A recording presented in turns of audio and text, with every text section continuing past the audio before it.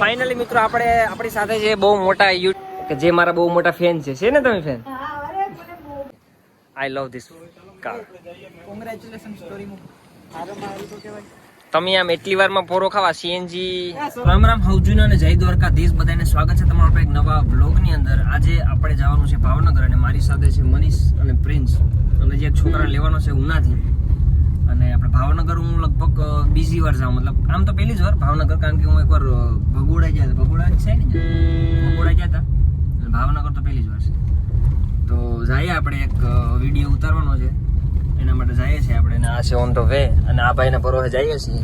હું છે પૂગી જાય કે પછી તો ચાલો તો હવે સીધા આપણે મેળા આગળ રસ્તામાં. તો મિત્રો અત્યારે આપણે હાઈવે ઉપર ઉભી ગયા છે અને ક્યાં પીધા એક્ઝેક્ટ ફ્રેન્ડ્સ? ઉના બાયપાસ ઉપર. અચ્છા એવું છે. અને શું છે મનીષ?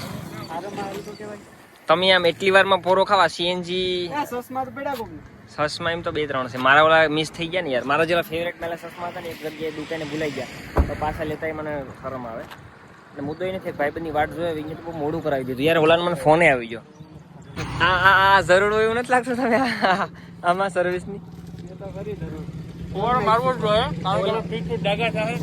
મિત્રો ફાઇનલ આપણે ભાવનગર પૂગી ગયા છે. ક્યાં ખબર? હર્નિશા ઓટો નો બોર્ડ ઓલી સાઈડ દેખાય તને ભાઈ? હે વાંચતા આવડે તને? કા પાછું થોડું આવડે ને? ભણવામાં ધ્યાન તો આપ્યું નથી, પણ થોડું દરવાજો ખુલે તો અંદર જઈએ ને. અહીં પાર્કિંગ થઈ રહ્યું છે. ચાલો તો આપણે સીધા અંદર જઈએ. અંદર આવતાની સાથે જ આપણે દેખાણી બુગાડી વેરોન બગી છે. આવલી એક ગેમમાં જોરદાર. હા ફાઇનલી છે આ બગી છે. I love this car. Congratulation story માં મિત્રો શૂટિંગ પૂરું થઈ ગયું છે. લગભગ 1 વાગ્યાનું શૂટિંગ ચાલુ કર્યું હતું, અત્યારે વાગી ગયા છે 5. અને હિરેનભાઈ કેમ મજા આવી? બસ મજા આવી જાય ભાઈ. થાકી ગયો લાગે તો થોડોક થાકી ગયા, પણ તડકો આવ્યો છે, ઉકળાટ એવો છે ને.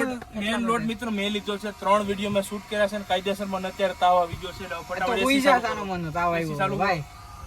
તો મિત્રો ફાઇનલ હવે ને આપણે જઈએ, કારણ કે હું ઘડીક હોઈ જાઉં ને પછી તો મિત્રો હવે હે ને આપણે નીકળી ગયા છે તળાજા બાજુ. અને આપણે એક યુટ્યુબર મિત્રને મળવાનું છે કે જે બહુ મોટા યુટ્યુબર છે, બહુ મોટી હસ્તી છે.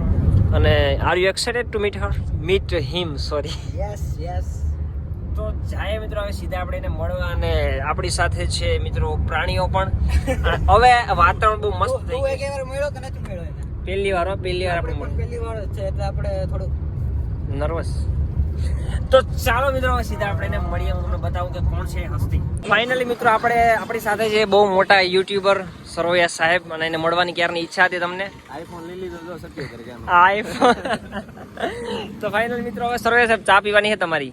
અરે ચા શું આપણે ખવડાવી પણ દે. અહીંયા છે ને અમારે ઢોસા ઓલા આલુ પરોઠા બહુ સારા મળે છે. તો અહીંયા ફેમસ છે? ફેમસ નહીં, પણ મને ખરેખર ટેસ્ટ સારો લાગ્યો તમને. એટલે તમને ખરેખર મારે ખવડાવવા જ છે હવે. નહીં ખાલી ચા. થોડું હાલે તમે અહીંયા ને ભાઈ તમારો ફોટો પાડો તો પાડ લો. સરવૈયા સાહેબ ને મુલાકાત કરીને સીધા આપણે પહોંચી ગયા ભાઈબંધના ઘરે ઉના. ના છે આપણો મિત્ર હિરેન આહિર બ્લોગ્સ. ના છે એમના મમ્મી કે જે મારા બહુ મોટા ફેન છે ને તમે ફેન? તો વાંધો નહીં. તો આપણે એને મમ્મીને ઇન્વિટેશન આપીએ આપણા ઘરે આવવા માટે. તમે ક્યારે આવશો? તો મિત્રો આ કાલે જ સોડા જ આવ્યા હતા, પણ આપણા ઘરે આવ્યા નતું, એક યાદ રહે. મિત્રો ફાઇનલી અત્યારે ઉના છે ને આ મિત્ર આપણી સાથે છે. અને મને દુઃખ એ વાતનું છે કે આ છોકરા એમને ઘરની અંદર આવવાનું નથી. તો મને અહીંયા પાર્કિંગમાંથી કે કીધું જતો રહે. તમને આમ થોડુંક દુઃખ થયું ને? એટલે શું કહેવાય કે એમ કઈ બધાને અલાઉડ નથી કે અહીંથી જોડાવાનો તમારો નિયમ છે? પાસ નથી મારી બેન.